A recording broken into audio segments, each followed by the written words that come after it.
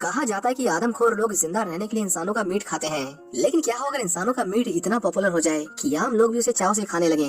France की इस meat shop में कुछ ऐसा ही होता है। शहर के बीचों बीच एक साधारण सी मीट शॉप के बाहर सैकड़ों लोगों की भीड़ जमा होती है। इस शॉप का ओनर एक खास तरह का मीट बेचता है जो खाने में इतना लजीज है कि लोग उसके लिए मुंह मांगे पैसे देने को तैयार हैं। दिन बीतते गए, लेकिन ना लोगों की भीड़ कम हुई और ना ही उस मीट की पॉपुलैरिटी। मीट का स्वाद ऐसा था कि जिसने इसे टेस्ट किया वो कभी उसे भूल नहीं सका। एक दिन एक कस्टमर ने शॉप के मालिक विंसेंट से पूछ लिया कि ये मीट किसका है। विंसेंट ने उसे झूठ बोला कि ये ईरानियन पिग का मीट है। ये जवाब सुनते ही दुकान के आसपास की गलियों में ये बात जंगल में आग की तरह फैल गई।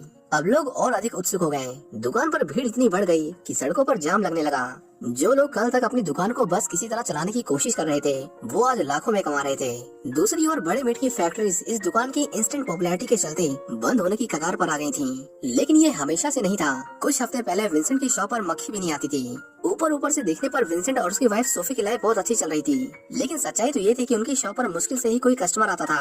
विंसेंट मीट बेचने से पहले उसकी अच्छे से मसाज करता था। उसका मानना था कि इससे मीट का टेस्ट बढ़ता है, लेकिन उसके कस्टमर्स को ये बस झांसे के अलावा कुछ नहीं लगा। एक दिन कुछ एक्टिविस्ट उसकी शॉप पर अटैक कर देते हैं और सोफी के ऊपर जानवर का खून फेंककर विंसेंट को बहुत पीटते हैं। कुछ लोग होते हैं जिन्हें मीट खाने वाले और मीट बेचने वालों से बहुत नफरत होती है। ऐसे लोगों को वीगन कहा जाता है। ये वीगन एक्टिविस्ट अक्सर विंसेंट की शॉप पर हमला करके तोड़फोड़ करते थे, जिससे विंसेंट की ठप पड़ी दुकान कर्जे में डूबती जा रही थी। एक दिन ये कपल अपने दोस्त मार्क और स्टेफनी के घर जाते हैं। विंसेंट की तरह मार्क भी मीट के बिजनेस में था, लेकिन उसकी हालत विंसेंट जैसी नहीं थी। उसकी एक शॉप थी जो बहुत अच्छे से चल रही थी। मार्क को जब पता चलता है कि विंसेंट की शॉप पर वीगन एक्टिविस्ट ने अटैक किया है तो वो उसे एक राइफल गिफ्ट करता है और कहता है कि जब तक तुम अपनी शॉप की सिक्योरिटी नहीं बढ़ा लेते तब तक इसे अपने पास रखो। वो एक्टिविस्ट अगली बार हमला करने से पहले 10 बार सोचेंगे। पैसों की कमी के चलते सोफी और विंसेंट के बीच में दूरियां बढ़ती जा रही थीं। यहाँ तक कि सोफी उसे डिवोर्स तक लेने के लिए कहती है, लेकिन विंसेंट उसे ठंडे दिमाग से काम लेने के लिए कहता है। इसी बीच उसकी नजर एक वीगन एक्टिविस्ट पर पड़ती है जिसने उसकी शॉप पर अटैक किया था। उसे सबक सिखाने के लिए विंसेंट उसे टक्कर मारकर गिराना चाहता था, लेकिन जैसे ही वो अपनी कार रिवर्स में लेता है वो एक्टिविस्ट गलती से उसकी कार के नीचे दबकर मारा जाता है। विंसेंट मदद के लिए पुलिस को फोन करने वाला था, पर सोफी उसे ऐसा करने से रोक लेती है क्योंकि उन्होंने मर्डर किया था और कोई उनकी बात पर भरोसा नहीं करता। सोफी को आइडिया आया कि क्यों ना वो उसे काट कर उसके टुकड़ों को अलग अलग जगह फेंक दे। उसने ये एक सीरियल किलर को देखकर सीखा था। यहाँ तक कि वो उसे पिग के मीट के साथ मिक्स करके बेचने का भी सोचती है, लेकिन विंसेंट उसे ऐसा करने से मना कर देता है। वो उसकी लाश को अपनी शॉप में लाते हैं और उसे ठिकाने लगाने के लिए विंसेंट उसकी बॉडी को छोटे छोटे पीसेस में काटने लगता है। इसी बीच एक कान कटकर नीचे गिर जाता है, जिसे उसका डॉग तुरंत खा लेता है। घंटों तक उसे पीसने और काटने के बाद विंसेंट की आंख लग जाती है और वो सो जाता है। अगली सुबह वो लेट उठता है, पर जब उसकी नजर टेबल पर पड़ती है तो वहाँ उसका ग्राइंड किया हुआ मीट नहीं था। वो बहुत घबरा जाता है। इससे पहले वो कुछ और सोच पाता, एक कस्टमर उसकी शॉप पर आती है और उससे वही मीट मांगती है जो वो कुछ देर पहले खरीद कर ले गई थी।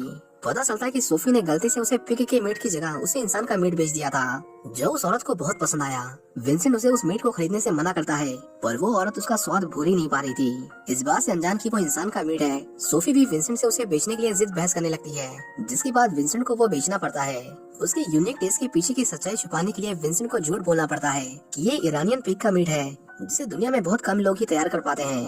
कस्टमर के जाने के बाद विंसेंट सोफी को बताता है कि उन्होंने अभी भी इंसान के मीट को बेचा है। ये सुनकर सोफी को बिल्कुल भी अजीब नहीं लगता। इनफैक्ट उसे तो लगा कि ये उस डेड बॉडी को ठिकाने लगाने का सबसे बेस्ट तरीका है।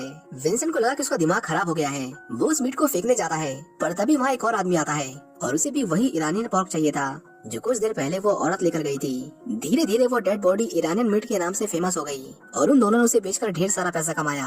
विंसेंट को फिर भी समझ नहीं आता कि इसमें ऐसा क्या है कि लोग इसे इतना पसंद करते हैं। एक रात वो खुद उसे ट्राई करता है और उसे रियलाइज होता है कि ये उसकी लाइफ का सबसे बेस्ट मीट था। सोफी कहती है कि जिसे हमने मारा वो वीगन था। ये लोग मीट या जानवरों से बनी चीजें नहीं खाते, शायद इसलिए उसका मीट इतना टेस्टी था।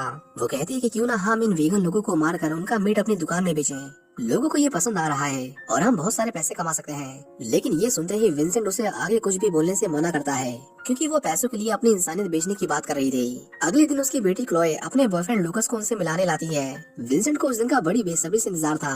उसने उस दिन अपने हाथों से बहुत अच्छा खाना बनाया था, लेकिन वो जैसे ही लूकस को सर्व करता है, लूकस उसके बनाए डिनर को खाने से मना कर देता है। विंसेंट को पता चलता है कि लूकस भी वीगन है। उसकी देखा देखी क्लोए भी खाना खाने से मना कर देती है और वो दोनों वहाँ से चले जाते हैं। ये देखकर विंसेंट का खून खौल उठता है, क्योंकि उसकी पूरी दिन की मेहनत पर उस लड़के ने 1 मिनट में पानी फेर दिया। उसे रियलाइज होता है कि सोफी सही कह रही थी, इन वीगन्स को दुनिया से खत्म कर देना चाहिए। उस रात वो दोनों एक वीगन रेस्टोरेंट में जाते हैं और वहाँ बैठे ढेर सारे वीगन लोगों में से उस रेस्टोरेंट के मालिक को चुनते हैं। प्लान सिंपल था, उसे मारना है, फिर उसे काट कर ग्राइंड करके बेचना है। विंसेंट मीट काटने वाला चाकू लिए उसका पीछा करता है, लेकिन वो जैसे ही उस पर हमला करने वाला था उसकी बॉडी डर के मारे थरथराने लगती है और वो उसे बिना मारे ही वहाँ से भाग खड़ा होता है। सोफी कहती है कि उन्हें और प्रैक्टिस की जरूरत है, जिसके बाद वो अगले दिन वीगन एक्टिविस्ट के बीच वीगन बनने का नाटक करते हैं। इतने सारे लोगों में उन्हें सबसे कमजोर शिकार की तलाश थी। दिन भर में उन्हें कई लोग मिलते हैं, लेकिन फिर उनकी मुलाकात एक दुबले पतले आदमी से होती है जो उनके एफर्ट्स और जानवरों के प्रति उनके प्यार की सराहना करता है। सोफी को उसका टारगेट मिल गया था। वो उस आदमी को कुछ बात करने के बहाने पार्किंग एरिया में बुलाते हैं। जैसा कि उन्होंने प्लान किया था, वो उसे मारने के लिए अलग अलग तरीकों के बारे में सोचने लगते हैं, लेकिन उनके प्लान पर एक बार फिर से पानी फिर जाता है जब वो देखते हैं कि वो पतला आदमी अपने दोस्तों के साथ आया था। विंसेंट फटाफट अपना चाकू छिपा लेता है और वहाँ से जाने लगता है, लेकिन वो लोग उन्हें रोकते हैं और कहते हैं कि आज हम एक मीट शॉप पर अटैक करने वाले हैं, तुम भी हमारे साथ चलो। पकड़े जाने के डर से उन दोनों को उनके साथ जाना पड़ता है और जल्द ही उन्हें पता चलता है कि जिस दुकान में ये लोग तोड़फोड़ करने आए थे वो उसके दोस्त मार्क की शॉप थी। विंसेंट उसके फलते फूलते बिजनेस से वैसे भी अंदर ही अंदर चलता था। उसके बिजनेस को नुकसान पहुंचाने के लिए उसकी दुकान में तोड़फोड़ करते हैं और सब कुछ डिस्ट्रॉय कर देते हैं। ये करके उसके दिल को बहुत सुकून मिलता है, क्योंकि अब वो अकेला नहीं था जिसका नुकसान हुआ है। जैसे जैसे वो अपने प्लान के बारे में सोच रहे थे, वैसे वैसे चीजें और कॉम्प्लिकेटेड होती जा रही थी। जल्द ही वो दोनों एक दूसरे की बातों से सहमति जताना बंद कर देते हैं और उनमें बहस होने लगती है। बात इतनी आगे बढ़ जाती है कि विंसेंट उसे छोड़कर चला जाता है। सोफी को अकेला पाकर एक लड़का उस पर लाइन मारता है। वो सोफी से बात करता है और सोफी जल्दी उससे इम्प्रेस हो जाती है। दोनों में सब कुछ ठीक चल रहा था कि तभी सोफी को पता चलता है कि वो लड़का वीगन है। वो उसे उसके घर पर ड्रॉप करता है और उसे किस करने के बहाने सोफी उसके होल्डर पर बाइट कर लेती है, जिससे उनमें ब्लीडिंग होने लगती है। सोफी उसे फर्स्ट एड के लिए घर के अंदर चलने के लिए कहती है और विंसेंट को बताते हैं कि उन्हें उनका शिकार मिल गया है। विंसेंट को अब बस उसे मारना था, लेकिन एक बार फिर उसके हाथ कांपने लगते हैं और वो ऐसा करने से मना कर देता है। सोफी कहती है कि अगर तुमने उसे नहीं मारा तो आज रात में उसके साथ सो जाऊंगी, लेकिन ये सुनने के बाद भी विंसेंट के अंदर हिम्मत नहीं आती। उसे लगा ये सब बस उसे उकसाने के लिए है, लेकिन सोफी सच में उस लड़के के साथ इंटीमेट होने चली जाती है। उसे ये करता देख विंसेंट का खून जल्दी उबाल मारने लगता है और अब तो हिम्मत की बात ही नहीं थी। वो उस लड़के पर कूद पड़ता है और उस बेचारे को बड़ी बेरहमी से मार डालता है। अगले दिन सोफी को स्टेफनी का फोन आता है, जो उसे रो रो कर अपनी शॉप की दुर्दशा के बारे में बता रही थी। वो दोनों तुरंत माँ की शॉप पर जाते हैं। विंसेंट ने अकेले उसकी दुकान में इतना नुकसान किया था जितना कि वो सारे वीगन एक्टिविस्ट मिलकर नहीं कर पाते, पर वैसे दिखावा करते हैं मानो जैसे कि उन्हें कुछ पता ही नहीं था। वहाँ पर एक पुलिस वाला विंसेंट से अकेले में कुछ बात करना चाहता था। विंसेंट बहुत डर जाता है, पर ऐसा कुछ नहीं था जैसा उसने सोचा था। ये जानकर कि उस पुलिस वाले को असली मैटर के बारे में कुछ नहीं पता, विंसेंट चैन की सांस लेता है। उस दिन वो ढेर सारे कस्टमर्स को वो इंसानी मांस बेचते हैं। उसे खरीदने के लिए लंबी लाइन लगी थी, जिसके चलते कुछ ही मिनटों में सारा मीट सोल्ड आउट हो जाता है। इसके बाद उन्हें जब भी मीट की जरूरत होती है वो शिकार पर निकलते हैं और इस तरह वो डेली लोगों को मारने लगे। उनका बिजनेस बूम कर रहा था और देखते ही देखते बड़ी बड़ी मीट फैक्ट्रीज बंद होने की कगार पर आ गयी। कुछ ही हफ्तों में विंसेंट ने मीट का प्राइस भी बढ़ा दिया, लेकिन फिर भी लोगों की भीड़ थमने का नाम ही नहीं ले रही थी। सब कुछ मानो ठीक हो गया था। एक दिन मार्क ने भी उस मीट की बाइट ली एंड एज एक्सपेक्टेड वो भी उसका दीवाना हो गया, लेकिन तभी उसे चबाते दौरान कोई चीज उसके दांत में जा फंसी। स्टेफनी जो पहले नर्स हुआ करती थी पहचान लेती है कि ये तो पेस मेकर है, जिसे दिल के मरीजों को लगाया जाता है। विंसेंट को याद आता है कि उनका एक शिकार उनसे भागते भागते हार्ट अटैक से मर गया था और वो उसका पेस मेकर निकालना भूल गए। स्टेफनी उनसे इसके बारे में सवाल जवाब करने लगती है और क्योंकि दोनों दोस्त एक दूसरे के कॉम्पिटिटर थे, इसलिए जल्दी उनकी बहस हाथापाई में बदल जाती है। गुस्से में पागल विंसेंट मार्क की कान चबा जाता है। उस दिन दोनों की दिखावे की दोस्ती टूट जाती है, लेकिन यही आगे चलकर उसे बहुत भारी पड़ने वाली थी। अगले दिन विंसेंट एक वीगन फेस्टिवल में जाता है। इंसानों का मांस खा खाकर अब वो एक साइकोपैथ बन गया था। वो पूरे दिन बस मीट के बारे में सोचता रहता। उस दिन उसकी नजर एक बच्चे पर पड़ी और उसने उस बच्चे तक को मारकर खाने के बारे में सोच लिया। उसने किसी तरह खुद पर काबू पाया और उसे खुद से घिन आने लगी। वो फेस्टिवल छोड़कर जाने लगता है कि तभी वो लुकस से जा टकराता है। लुकस बुचर शॉप चलाने वालों को वीगन फेस्टिवल में देखकर थोड़ा हैरान था। तभी वो वीगन लोगों के मर्डर के बारे में बात छेड़ देता है। शहर में वीगन्स की मौतें इतनी कॉमन हो गई थी कि लुकस को लगने लगा कि इन मौतों के पीछे बुचर शॉप्स का हाथ है। ये सुनकर विंसेंट की लुकस के साथ बहसाबाजी हो जाती है। वो कहने लगता है कि तुम्हें क्या लगता है कि सारे गलत काम हम बुचर से करते हैं। एक आदमी वहाँ बैठा उनकी बातें सुन रहा था और ये वही था जिसके साथ मिलकर विंसेंट ने मार की दुकान तोड़ी थी। उसे बहुत गुस्सा आता है जब उसे पता चलता है कि विंसेंट ने वीगन होने का नाटक किया। ठीक उसी रात जब विंसेंट मीट को ग्राइंड कर रहा था, तभी उसके दरवाजे पर कोई दस्तक देता है।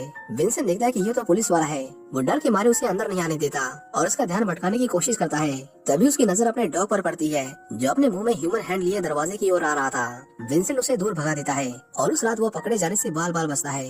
विंसेंट सोफी को बताता है कि शहर के सारे बुचर्स पुलिस की सस्पेक्ट लिस्ट में हैं, पर सोफी को पकड़े जाने का कोई डर नहीं था, क्योंकि उन्होंने सब कुछ तो काट कर बेच दिया था। जब कोई एविडेंस ही नहीं था तो पुलिस इन्वेस्टिगेट क्या करती।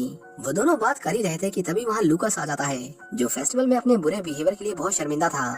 वो बताता है कि वो अपने वीगन दोस्तों के गायब होने को लेकर बहुत स्ट्रेस में है, पर सोफी, जिसे अब किसी का डर नहीं था, वो लूकास को उनका अगला शिकार बनाने को कहती है। विंसेंट को रियलाइज होता है कि सोफी उससे बड़ी साइकोपैथ है, जिसके बाद वो लूकास को वहाँ से जाने को कहता है। अगले दिन उसने सोफी से बिना पूछे दुकान में आए कस्टमर्स को बताया कि उन्होंने ईरानियन पोर्क बेचना बंद कर दिया है। ये सुनकर उनके कुछ कस्टमर्स बहुत गुस्सा हो गए, क्योंकि वो घंटों से लाइन में खड़े होकर अपनी बारी का इंतजार कर रहे थे। जल्दी पूरी दुकान खाली हो गई और ये देखकर सोफी विंसेंट पर चिल्लाने लगी कि उसने ऐसा क्यों कहा।